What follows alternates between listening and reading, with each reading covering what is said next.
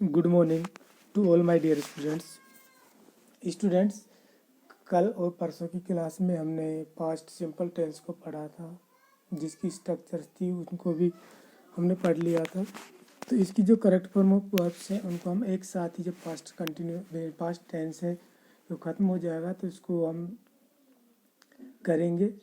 तो उसके लिए आपको इसकी जो एडवर्ब्स है, हेल्पिंग वर्ब्स, मेन वर्ब्स, ये आना बहुत ही ज़रूरी है। इतने आप इनको अच्छे से याद कर लें कि खास तौर से एडवर्ब्स और main verbs and helping verbs. तो आज की क्लास में हम पास्ट कंटिन्यूअस टेंस को स्टार्ट करने वाले हैं। कौन से टेंस को बच्चों? Past continuous tense. तो जो पास्ट कंटिन्यूअस टेंस होता है, पास्ट में बीता हुआ कल और कंटिन्यूअस में निरंतर, अर्थात ऐसे कार्य जो बीते हुए कल में क्या हो, निरंतर हो, अर्थात चल रहे हो, कहते समय क्या हो, जारी हो। तो ऐसे जो सेंटेंसेज होंगे पास्ट कंटिन्यूअस टेंस के होंगे। तो जैसे हमने पास्ट सिंपल टेंस को पढ़ा था, उसी प्रकार से हम पास्ट कंटिन्यूअस टेंस में सबसे पहले आइडेंटिटी ये हमको आना चाहिए कि जो हम सेंटेंसेस को कैसे पहचाने कि जो वाक्य हमको दिया गया है वो किस टेंस से रिलेटेड है। तो सबसे पहले हम इसकी आइडेंटिटी देखते हैं। When I in this sentence ends with, रहा था, रही थी, रहे थे, हुआ था, हुई थी, हुए थे, इनसे समाप्त हो, तो वे वाक्य हमेशा किस टेंस के होंगे? पास्ट कंटिन्यूअस टेंस के होंगे।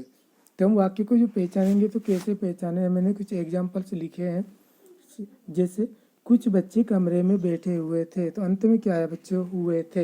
हुए थे किस टेंस की पहचाने? पास्ट कंटिन्यूअस की। राम क्रिकेट खेल रहा था, इसमें क्या था? रहा था आया अंत में, तो ये भी किसकी है? Past continuous.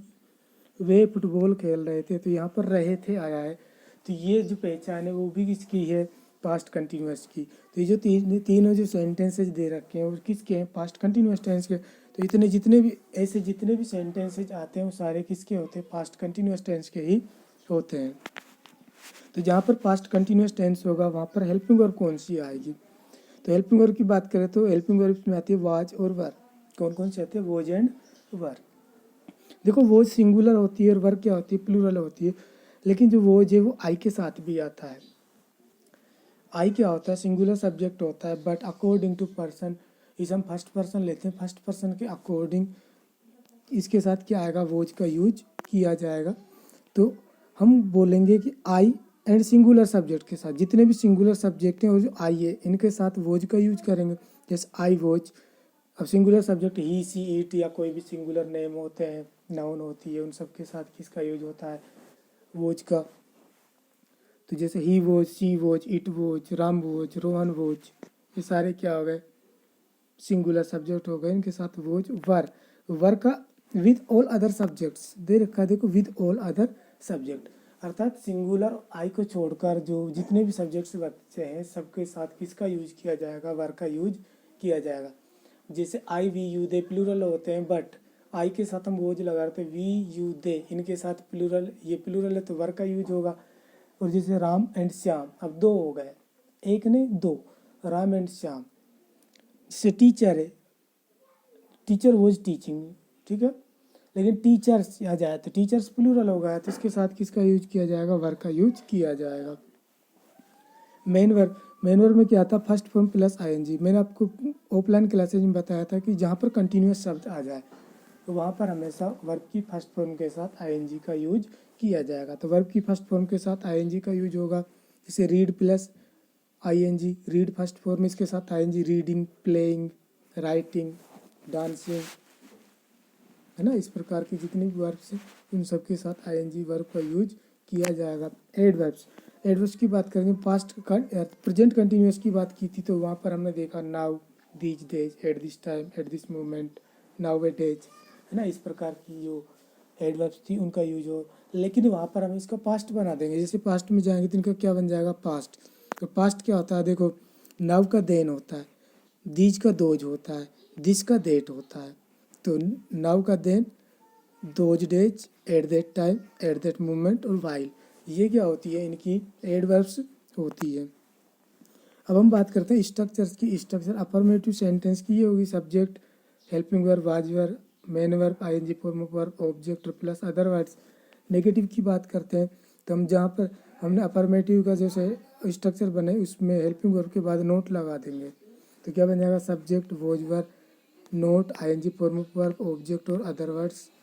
इंटेरोगेटिव की बात करते हैं, इंटेरोगेटिव में सबसे पहले हेल्पिंग वर्ब आएगी, वाज वर्ब, फिर सब्जेक्ट, वर्ब की first form, object, other words और अंत में क्वेश्चन मार्क। इंटेरोगेटिव नेगेटिव की बात करते हैं तो वहाँ पर जब आपने इंटेरोगेटिव की स्ट्रक्चर बनाई उसमें हम नोट का यूज कर देंगे सब्जेक्ट के बाद, तो was verb plus subject plus not, ING form of verb, object, other words और अंत में क्वेश्चन मार्क।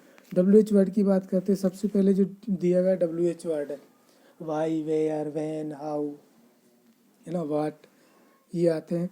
तो सबसे पहले दिए गए डब्ल्यूएच वर्ड को, उसके बाद जो आपने इंटेरोगेटिव की जो स्ट्रक्चर बनाई है उसको इसके पीछे लगा देंगे।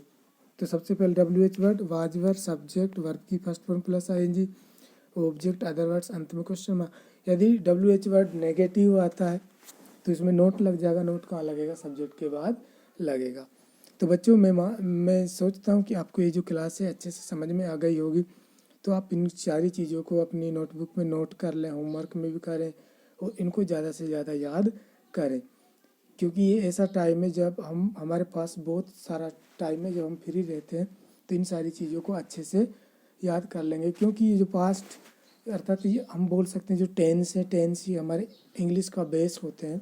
यदि हमारे ये क्लियर हो गए तो हमको इंग्लिश में परेशानियाँ बहुत ही कम आएंगी। इसके बाद आपको जो इनके हार्ड वर्ड्स हैं इन सबको याद कर लेना है, उसका अकॉर्डिंग स्ट्रक्चर के अकॉर्डिंग को रखना है, तो आप ट्रांसलेशन भी अच्छे से कर पाएंगे। ओके स्टूडेंट्स, तो बच्चों आज के लिए इतना ही। Have a good day, good bye.